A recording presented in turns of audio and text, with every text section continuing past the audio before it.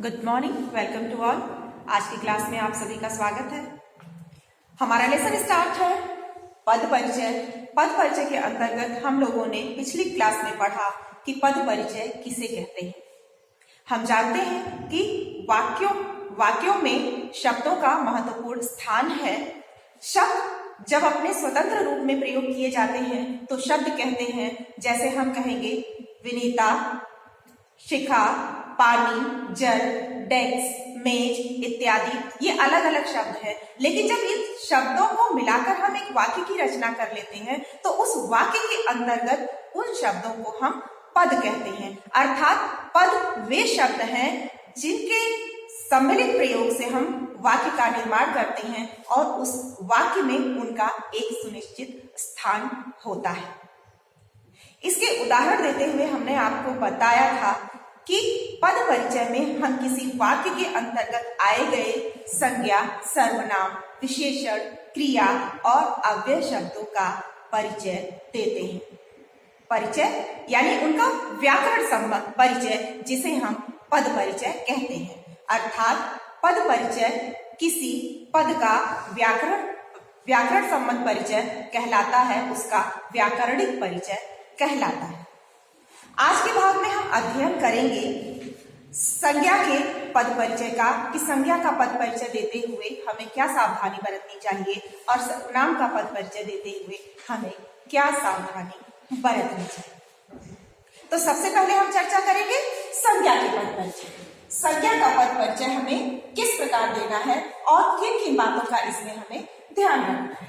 हमें जिन महत्वपूर्ण बातों का ध्यान देना है संज्ञा का पद परिचय देते हुए वे निम्नलिखित हैं। पहला, हम संज्ञा के तीनों भेदों के विषय में जानेंगे और ये सुनिश्चित करेंगे कि जो शब्द हमने प्रयोग किया है, यानी जिस पद का प्रयोग हमने वाक्य में किया है, उस पद का परिचय देते हुए वह पद इन तीनों भेदों में से किस भेद के अंतर्गत आता है। व्यक्तिवाचक है, भाववाचक है या जातिवाचक है, या जातिवाचक के जो दो अन्य रूप हैं समुदायवाचक और द्रव्यवाचक, यह उनका हिस्सा है।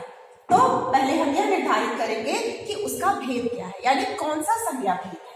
फिर उसके बाद हम ये सुनिश्चित करेंगे कि उसका लिंग क्या है, उसका वचन क्या है और उसका कारक चिन्ह क्या है।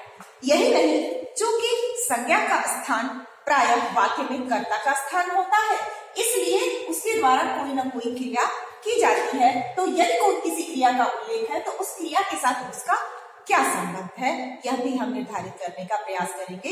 इसी को कहते हैं किसी संज्ञा का पूर्ण पद परिचय देना। अब हम इसको कुछ उदाहरणों के द्वारा समझने का प्रयास करते हैं। कुछ वाक्य लेते हैं। जैसे पहले हमने वाक्य लिया है माधुरी पुस्तक पढ़ती है। पहला वाक्य क्या है? माधुरी पुस्तक पढ़ती है। दूसरा वाक्य हमने लिया है मोहन फल खाता है। तीसरा वाक्य हमने लिया है छात्रों ने पत्र लिखा। अब तीनों ही वाक्यों में संज्ञा क्या है? पहली संज्ञा है माधुरी, दूसरे वाक्य में संज्ञा है मोहन और तीसरे वाक्यों में छात्रों ने। इस प्रकार हम देखते हैं तीनों वाक्यों में माधुरी, मोहन और छात्रों ने संज्ञा के स्थान पर प्रयोग किए गए ये पद है। संज्ञा के स्थान पर प्रयुक्त ये पद है। इनका पद परिचय हम किस प्रकार देंगे, इसको देखते हैं। पहला शब्द है हमारा माधुरी। जो पहला संज्ञा शब्द है वह है माधुरी। अब माधुरी का स्थान सुनिश्चित करते हुए हम माधुरी का पद परिचय देंगे, क्योंकि माधुरी का एक शब्द के रूप में, एक संज्ञा शब्द के रूप में इसका पद परिचय हम देंगे। माधुरी क्या है? एक लड़की का बोध करा रहा है कि एक लड़की विशेष का नाम है, इसलिए क्या है? व्यक्तिवाचक संज्ञा है।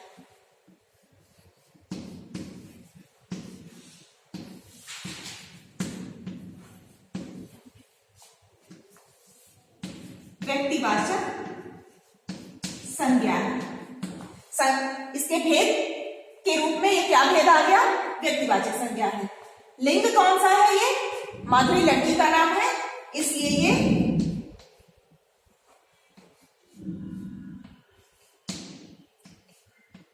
स्त्रीलिंग है।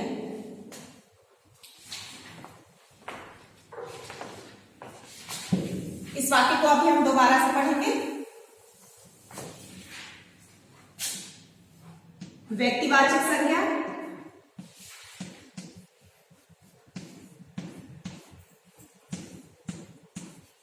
स्त्रीलिंग शब्द है क्योंकि ये स्त्री जाति का बोध करा रहा है।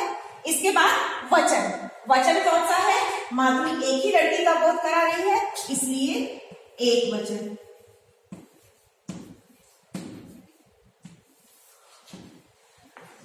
और क्रिया के साथ इसका क्या संबंध है?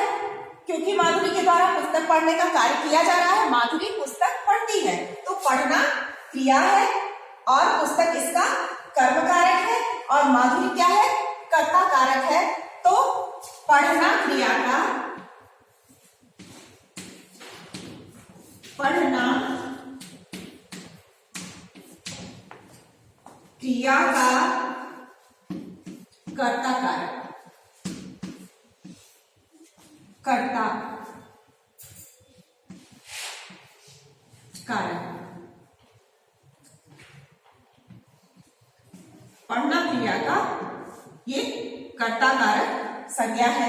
ये इसका पद परिचय है। अर्थात वाक्य में माधुरी का स्थान क्या है? माधुरी का पद परिचय क्या है? माधुरी एक व्यक्तिवाचक संज्ञा है, स्त्रीलिंग है, एक वचन है और पढ़ना क्रिया के साथ इसका क्या संबंध है? यह पढ़ना क्रिया का कर्ता कारक है। आशा है आप इसको समझ पाए होंगे। दूसरा उदाहरण लेते हैं। मोहन फल खाता है। मोहन फल खाता है में मोहन की स्थिति क्या है? संज्ञा की स्थिति है। मोहन खाता क्रिया का कर्ता है। मोहन एक पुल्लिंग का बोध करा रहा है, एक पुरुष जाति के व्यक्ति का बोध करा रहा है, इसलिए मोहन के लिए कौन सा लिंग प्रयुक्त होगा? पुल्लिंग प्रयुक्त होगा। तो इसका पद परिचय हम किस प्रकार देंगे? मोहन क्या है? एक व्यक्ति विशेष का नाम है, इसलिए ये व्यक्तिवाचक संज्ञा है।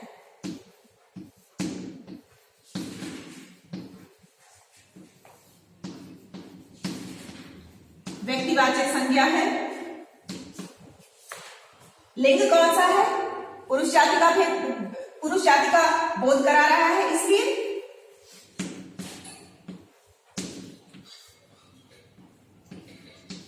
पुल्लिंग शब्द है। और वचन क्या है? मोहन एक ही व्यक्ति है, इसलिए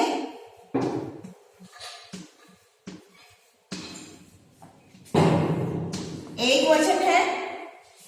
क्रिया के साथ इसका क्या संबंध है? खाता है, इसमें क्रिया है, तो खाने की क्रिया का यह कर्ता है।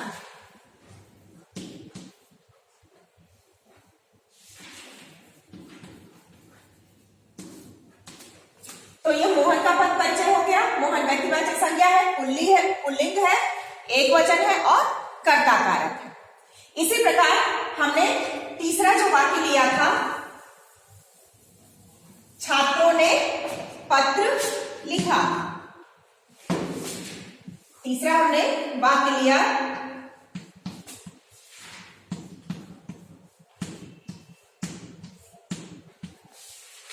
छात्रों ने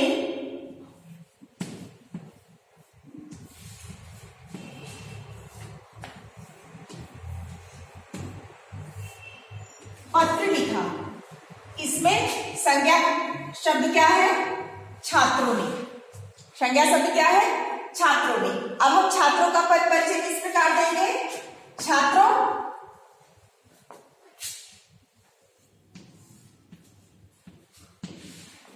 छात्रों के एक समूह का बोध हो रहा है छात्रों कहने से, इसलिए ये क्या है?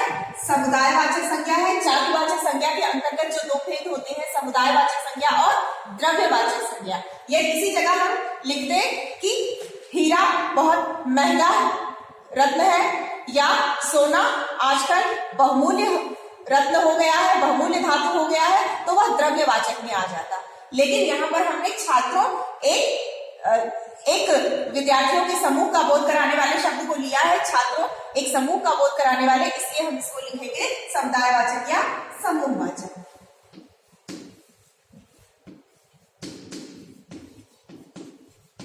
तो ये क्या है? समुदायवाचक संज्ञा है। इसे हम समूहवाचक भी कहते हैं। और छात्रों ने, ये बहुसंख्यक छात्रों का बोध करा रहा है, इसलिए यह बहुवचन है, ये एक वचन नहीं है। आप ध्यान दीजिए, मोहन, माधुरी और मोहन, ये दोनों शब्द एक वचन, एक ही व्यक्ति का बोध करा रहे थे, इसलिए एक वचन थी।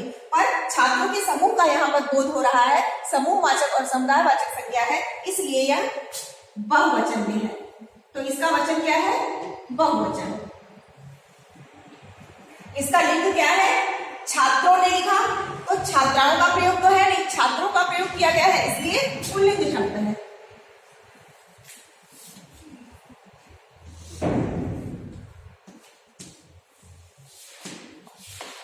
पुल्लिंग शब्द है। इनके द्वारा कार्य क्या किया जा रहा है? पत्र लिखा जा रहा है, तो पत्र कर्म है और क्रिया क्या है? लिखने की क्रिया हुई है, तो लिखने की क्रिया का छात्र क्या है? कर्ता कारक है।